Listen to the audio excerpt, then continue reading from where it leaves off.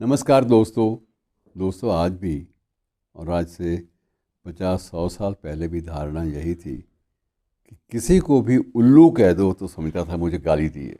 क्या समझता है, मुझे उल्लू समझ रखा है, उल्लू बना रहा है, उल्लू का पट्टा। ये सारी की सारी अजीब बातें जो हैं ये एक प्रकार से हमारी भाषा का, हमारी बोलियों का एक अंग रही है। लेकिन उल्लू बनाने वाली बात जो है वो किसी मूर्ख व्यक्ति के साथ ही जो जुड़ी जाती रही, वो गलत साबित हुई बाद में। ज्यों ज्यों इस मामले में शोध कार्य आगे बढ़ा, पाया यह गया कि उल्लू सबसे ज़्यादा बुद्धिमान निशाचरी पात्र होता है। एक ऐसा प्राणी जो रातों को भी जागता है और उसे इसी बूते पर इसी कारण से निशाचरी भी कहा जाता है। वो सबसे ज़्यादा बुद्धिमान माना जाता है और ये भी माना जाता है, ये धारणा है, ये सिर्फ किंवदंती नहीं है और कुछ लोगों ने इसको प्रमाणित करने का प्रयास भी किया है। और प्रयास ये किया गया कि ये उल्लू को अतीत का भी पता होता है और आने वाले कल का भी पता होता है। आने वाले कल के बारे में बहुत सारे संकेत ये प्राणी दे देता है और कई बार कुछ एक अज्ञात स्थलों पे आप जाएं, वहाँ कोई आपको उल्लू मिल जाए तो वो अजीब ढंग की आवाज़ें निकाल कर इस बात की पुष्टि करता है कि ये स्थान तुम्हारा ही है। उस वक्त इसकी तेवर, इसकी बोली का जो है ना, जो आवाज़ का जो स्तर है वो बदल जाता है।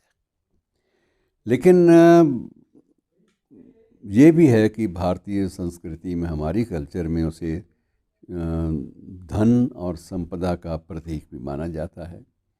और ये भी माना जाता है कि बहुत सारे तांत्रिक अनुष्ठानों में कई लोग इसके महत्व को बाकायदा अधिमान देते हैं कि ये सबसे ज़्यादा महत्वपूर्ण भूमिका तांत्रिक अनुष्ठानों में निभाता है।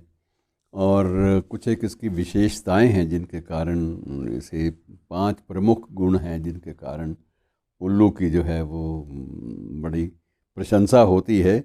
और सबसे पहली बात तो ये है कि जब दुनिया सारी सो रही होती तब ये जागता है। और दूसरी बात यह है कि ये अपनी गर्दन को 170 डिग्री तक घुमा लेता है। तीसरी विशेषता ये है कि रात्रि में जब ये उड़ता है तो पंख की आवाज़ भी नहीं करता, पता भी नहीं चलता। और अगली विशेषता ये भी है कि इसकी आंखें कभी नहीं झपकती। उल्लू की झपकती हुई आंखें कभी किसी ने नहीं देखी।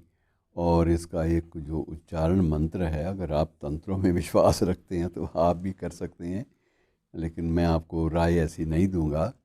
पता नहीं कोई दुष्प्रभाव हो जाए तो तंत्र का, तो कई बार वो कोड करते वक्त आप मुझे ही उद्धृत करेंगे, ये गलत हो जाएगा। लेकिन विशेष रूप से एक मंत्र भी है उच्चारण का, 3 बार हु की ध्वनियाँ की जाती हैं और कहते हैं कि इससे उल्लू की जो कृपा है, जो शुभ उसकी बातें हैं, सारी की सारी आपको नसीब होने लगती हैं।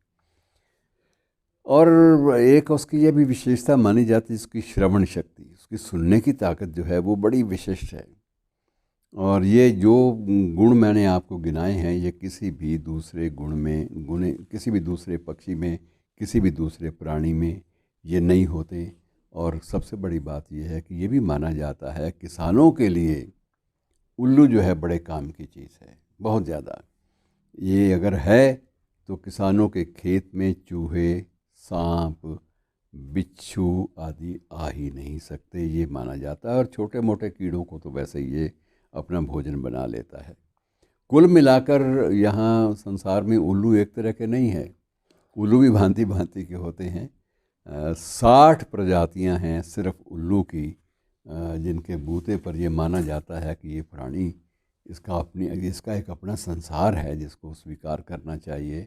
और सबसे बड़ी बात तो मित्रों ये है कि ये लक्ष्मी माँ का वाहन है। ये एक बहुत बड़ी बात है। लक्ष्मी जी ने इसको कैसे वाहन बनाया, ये एक लंबी कथा है, फिर किसी अन्य प्रसंग में आपके साथ बांटूंगा। लेकिन आप ये ज़रूर मान लीजिए कि लक्ष्मी का जो वाहन है वो समृद्धि का प्रतीक तो है ही। धन्यवाद।